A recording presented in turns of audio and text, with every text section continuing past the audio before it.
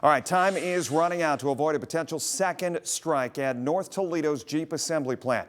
The union members at Mobis North America, which is the Jeep's parts supplier, they are now only hours away from potentially hitting the picket lines. Now, if a new contract deal cannot be reached by the midnight deadline, that's the reality. Our Michael Sandlin joins us from outside Mobis headquarters at the Jeep assembly complex in North Toledo. So, Michael, what has led us to this point?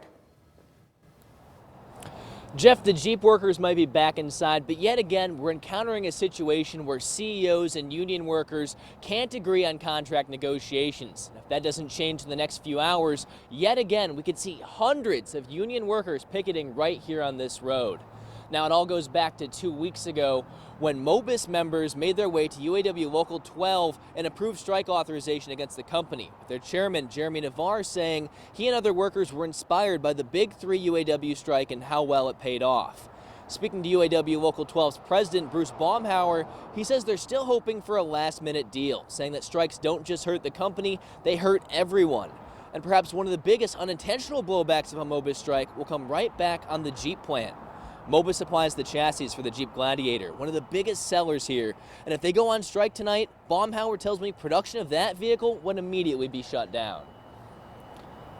So it'll shut that side down. It's kind of crazy to think about it that Chrysler had Mobis shut down for the last 6 weeks because they were on strike, and Mobis is there, feeds them. Along with, by the way, 15 other Local 12 plants that were shut down during the Chrysler strike. And now it's a role reversal. Now Mobis will be on strike, and it'll shut half the Jeep plant down. My hope is that somehow tonight we get this worked out before we have to strike again.